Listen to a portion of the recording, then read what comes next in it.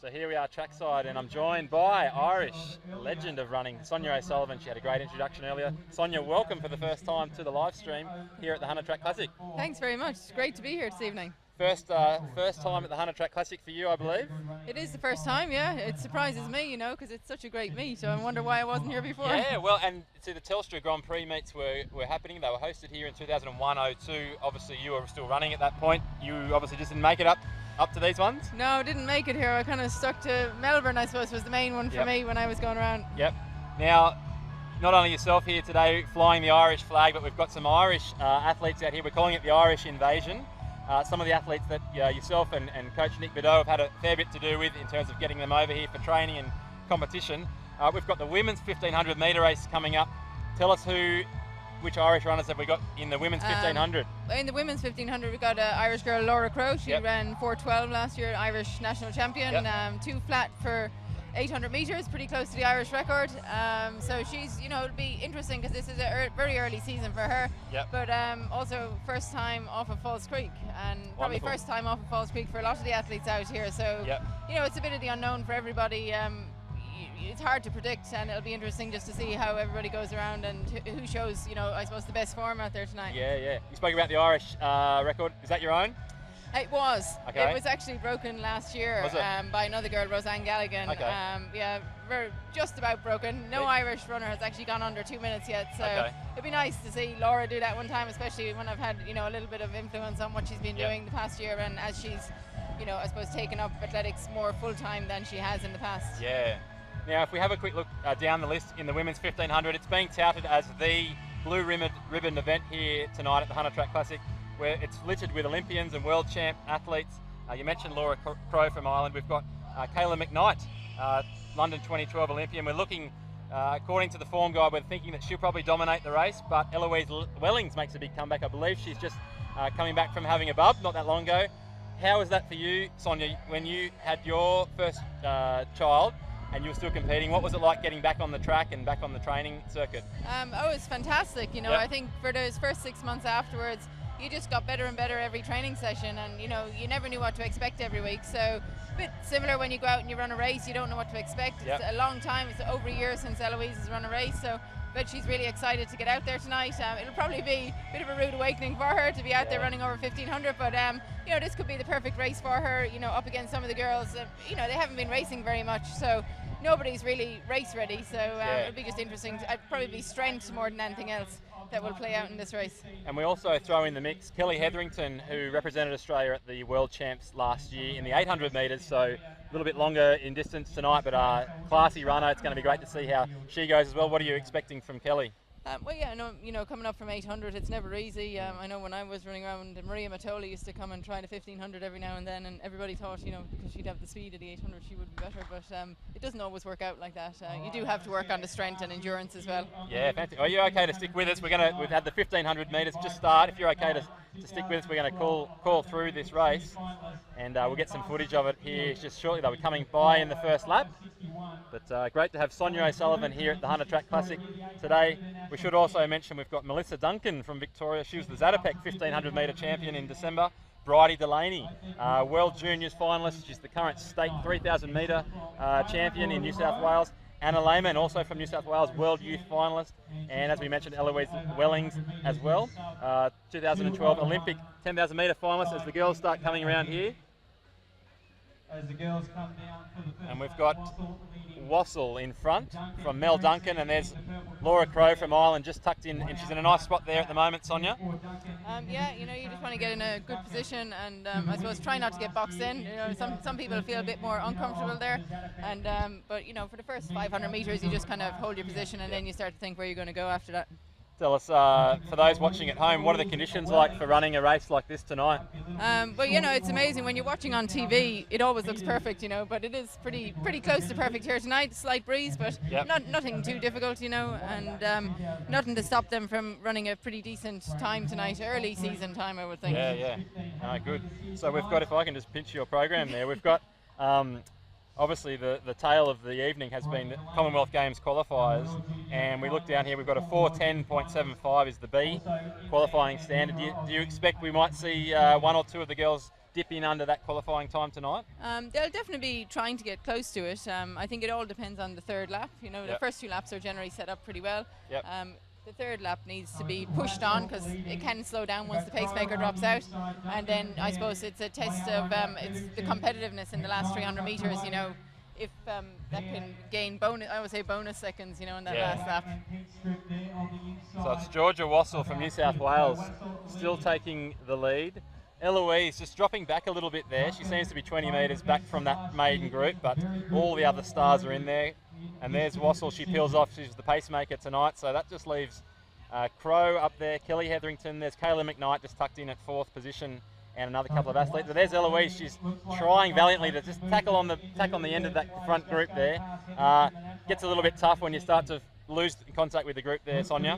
It does, you know, I mean, you can get more out of yourself when you're in the race, you know, and if you drop off, it's very difficult to get back in there. But, you know, I think Eloise, she'll be just trying to, you know, get as close as she can and run as best as she can tonight. You just need to put down a marker, you know, for what's to come in the next few weeks. Yep. So it's Mel Duncan in the bright green crop top and Laura Crow about to take the bell lap now.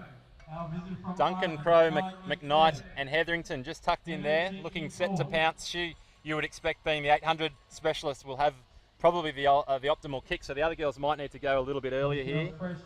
Mel Duncan's working hard. I like the chances of your Irish girl here, Sonia. I mean, it'd be interesting to know what the time is here at 1,200 metres, you know, to determine if it is a sprinter's race. Yeah, that was just too... Yeah, sorry, I can't quite make that out. But we've got Mel Duncan holding on here. 150 to go, 200 to go. This could be Kayla Mcknight's race as she's coming around making her move now. She was tipped pre-race as being too good, and this might be Kayla Mcknight showing her strength. Call them home here for us, Sonia. Yeah, well, I think Kayla, she's definitely got this well wrapped up. Melissa Duncan hasn't given up yet. It's to get through on the inside here, it'll be tight. I can tell you what, that's a couple of games. Good running there from Kayla Mcknight. So there we have it, Kayla Mcknight in a 4:10.38. That is a B standard, and we've seen someone go underneath that in the women's 1,500 metres. Rain and Horn, 1,500 metres, great work. Mel Duncan, didn't she give it some at the end there, Sonia? Yeah, I think, you know, some people, they refuse to leave that inside line, and sometimes you're better off being on the outside and giving it a real go because the gap doesn't always open up. Yeah, and I think, you know, Kayla Mcknight might need to thank Mel Duncan for that little push at the end there. That probably was the difference in getting her that B qualifier. So that's great to see. We might have to have a chat with Kayla Mcknight, get her over here and get her in the Scottish hat before the night's out. But thanks again very much for your comments there. Are you able to stick around? We might get you back for the men's 3,000. Oh yeah, I look forward to that. That'll be a pretty good race as well, I think. If you've got anyone from Ireland watching at home, tell us who we've got to look out for in the men's 3,000. Men's 3,000 metres, we've got Paul Robinson and Mark Hanrahan, he's also out here for the first time up at altitude of Falls Creek. So yeah, it'd be good to see how they go. They'll be trying to go for a fast time. Excellent. So looking forward to that. So we're going to go up to Tamsin now. Women's 1,500 metres, Kayla Mcknight. Well, this is exciting to be interviewing you, Kayla. Kayla went to the Olympics in 2012, and this is your first 1,500 since that race. No. It's my third, but first this season, and yeah, I'm so excited to be back on track, and thank you very much for supporting us. It's a lovely night up here, and always a wonderful crowd. You took last season off in terms of you didn't go to the World Champs. You've obviously had a big winter preparation. Yeah. How did you feel out there tonight? I felt really good. I knew I was going to be short on speed, so I messed it up a little bit around the bend, but I knew I had plenty of strength, so I was trying to use my advantages. You flew up today, so obviously it wasn't the perfect preparation. You didn't obviously come up last night and have a good night's sleep and prepare properly. So it's going to be exciting to see what you can do during the season. Are you going to run over the distance in 5K and under the distance in 800 often? Probably stick more to the 1,500 this season, just because I'm a little bit rusty. 5K is very tough, and I'll do a couple 800s. Maybe against you, Tamsin. No, I think there's a lot of good 800 girls coming up that'll be good competition for you. You don't need me to get out there again. Kayla, that was great to see you back out there running. You're obviously in sensational shape, and I can't wait to see what you're going to do this season. Well done. Thanks, Tamsin. Thank you very much, guys. We're here with Kayla Mcknight. She's still, I can feel a champion sweat coming off the 1500 metre Rain and Horn women's 1500 metre run. Congratulations, great run. Thank How was you it very for you much. out there? Yeah, I was really happy to be out there, and it was pretty good conditions, a little bit windy. But yeah, I managed to get home for the win, so I'm pretty happy. What was it like running against those girls? You had a pretty competitive race there tonight, pushing along Mel Duncan all the way to the end there, just almost tried to sneak up on the inside. Yeah, I could feel it there, and I was tying up a little bit. I haven't done a lot of speed work, so yeah, just relying on my strength and hoping I can get home. Yeah, well done. Now tell us what's next for you in the domestic season. Where to next? Next is Briggs, Yep. I think, and then on to obviously Perth and Melbourne, hopefully for selection for the Commonwealth Games. Wonderful. Well, you've gone a good way to getting that selection this evening. 4:09.75 was it, I think? Yeah, in I'm the really end? happy So with that for an opener. You've got yourself a B qualifier, and for that, we've got a very special thing that we're doing here tonight. The Commonwealth Games, as you will know, are in Glasgow later in the year. Yes, and they are. because you've got a B qualifier, will you be prepared to put this on for us right now? Why not? There It's you all go. sweaty though. No, it's all right. It's had Hamish Peacock sweat in it earlier. And if you can look down the barrel and say this for us, if you can say, get Mossy and Robbo to Glasgow. Get Go for it. Mossy and sorry. Get Mossy and Robbo to Glasgow. Go. Get Mossy and Robbo to Glasgow. Do it. That's right. Thanks very much, Kayla. You're a legend. Thank We you. can't wait to see you over there in Glasgow, and all the best for the rest of your Thank season. you very much. Cheers.